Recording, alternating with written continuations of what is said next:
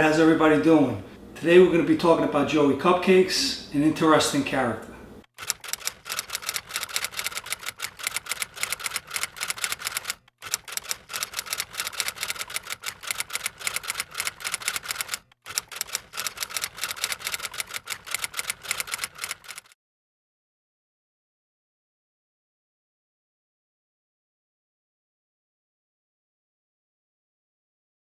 So Joey Cupcakes Urgitano was born and raised in East Harlem.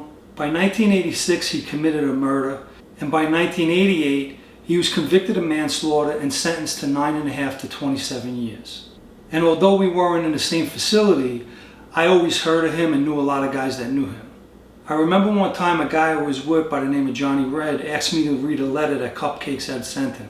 It was like 14 pages, but supposedly all his letters were that long. And at the end of the letter, he signed it, "Another Joey Cupcakes production." Most of us who are incarcerated want to forget that experience. But I guess Cupcakes didn't feel that way, as you could see from the picture of his helmet and his pants. That's his prison ID number on it. Thomas D'Ambrosi, also a Lucchese member who I was locked up with, brought Cupcakes' name up as well. Thomas was childhood friends with Cupcakes' father, Angelo. They called him the Jet and Angelo Cheesecake. I'm not sure why his nickname was Cheesecake, but as far as why he was called the Jet, I'll give you Cupcakes' own words. He did an interview with Christopher Cameron of the New York Post, and this is what he had to say. "My father was also known as Angelo the Jet, because one minute he might be in New York, and the next minute Italy, France, or Europe. He used to take the Concorde to France for lunch and be back the same day. So I guess because he did a lot of traveling around, they called him the Jet." So Thomas watched Cupcakes grow up from a young boy and told me that he used to take him to his house in Gloucester, New Jersey, so Cupcakes could go in Thomas's pool. And while he was there, Cupcakes would break dance for Thomas's kids, who never seen any kind of dancing like that before. Thomas also told me that the Lucchese family years ago also shelved Angelo. I don't know the reason why he was shelved, I didn't ask. But Thomas said that his captain at the time, Anthony Boa, got Angelo taken off the shelf. An associate of mine, Petey Lynx Bartolomeo, was also away with Joey. And he told me that one day in the visitor room he was waiting for his father to come see him, and he ran into Cupcakes' father, Angelo. And Angelo turned to Pete and he said to him, "Let me ask you a question. Is my son a fag?" So Pete says, "What are you talking about?" He said, "He's making me send him up all this cosmetics and hair dye. What's he doing with hair dye in there?" Pete always told that story and we would laugh. Supposedly, Angelo the Jet one time poured a glass of water over Michael Blue Trick's head. He was the owner of Score's strip club. And he did it in case Blue Trick was wired, which he wasn't that day. But Blue Trick did wear a wire for the FBI, and eventually he took down members of the Gambino family. Unfortunately, Angelo died in 1988 while Cupcakes was still incarcerated. A loss that obviously affected Cupcakes on many levels. He was released from prison sometime in 2007. And in 2010, the FBI entered Rayos in Harlem with a warrant. They removed a photo of Joey Cupcakes and Teddy Persico, who at the time was a Colombo captain. After this incident, the newspapers mistakenly labeled Cupcakes as a Colombo soldier. That information was incorrect, as Cupcakes was only a Lucchese associate. And he would refer to Matty Madonna, the former Lucchese acting boss, as my Uncle Matty. But any closeness he might have had to Matty changed after he brought a cast member from Mama's Boys, Anthony Zoccalillo, to the Lucchese Club in the Bronx. After that day, the Lucchese administration found out that Zoccalillo was wearing a wire for the FBI. And they were not happy at all with Cupcakes for bringing this guy to their club. The first time I met Joey Cupcakes was in 2012. I had gone to lunch with Anthony Guzzo, and he was very good friends with Cupcakes. I remember listening to him and watching him and thinking to myself, is this guy playing a part? Who acts like that? Let me give you an example.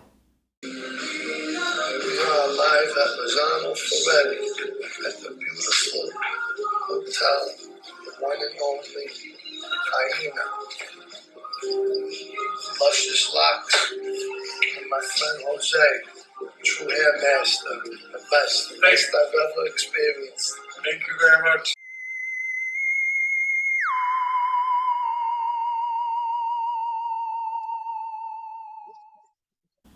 That same summer in 2012, Cupcakes, Mikey Grock, and Louis Good-Looking Louis Navarro got into an altercation with another group of guys in the meatpacking district in Manhattan. Supposedly, somebody made a comment that they took insult to.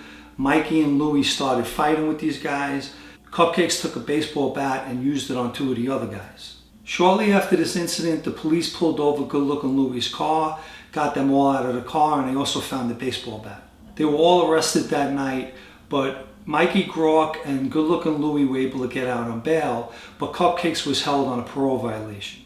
I had gone up to visit Cupcakes in Rikers Island, and I mentioned all of this in a prior video that I did about being locked in a Bronx restaurant. I'll put the link to that video in the description for those of you who haven't seen it.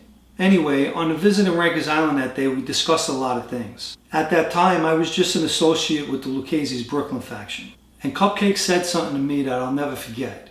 He said, "Be careful. Those Brooklyn scumbags, they kill their own friends." I believe for that parole violation, he did about a year. And I had run into him a couple of times with Anthony Guzzo after that. But on June 15, 2014, while visiting a girl's apartment in the Bronx, Cupcakes made a life-changing decision. An ex-boyfriend of the girl named Luis Quinones showed up at her apartment building and kept ringing the bell for about 6 minutes straight. Eventually, Cupcakes decided to take a kitchen knife, put it in a garbage bag, and go downstairs and approach this guy. The ex-boyfriend received several stab wounds at the entrance of the door, and then tried to run up into the building with Cupcakes following him, stabbing him a few more times. Cupcakes eventually ran out of the building, and he went behind the building and threw the knife in the dumpster, which detectives later found, and the knife had Cupcakes' DNA on it. But the worst evidence against Cupcakes was the security cameras in the building that filmed everything. He went to trial in 2018, and a jury found him guilty of first-degree assault. Because of his prior record, the judge sentenced him to 18 years. It's really a shame that that one decision he decided to make that day is going to cost him another 18 years of his life. He won't get out until he's about 70 years old, and he has a young son and a young daughter, and that's who's going to suffer the most. Okay, if you enjoyed this video, you could hit the like button, and I appreciate everyone who has. I also want to thank all the new subscribers to the channel, and I thank all of the old ones as well. Ciao. You can subscribe to the Sit Down News blog at sitdownnews.com, and I appreciate everyone who has subscribed. Thank you. Well, just another example in the mob you never knew about.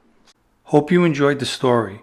If you would like to subscribe to this channel, you could do so down below. If you would like to subscribe to my other channel, Unlimited Substance Podcast, I'll add a link in the description to this video.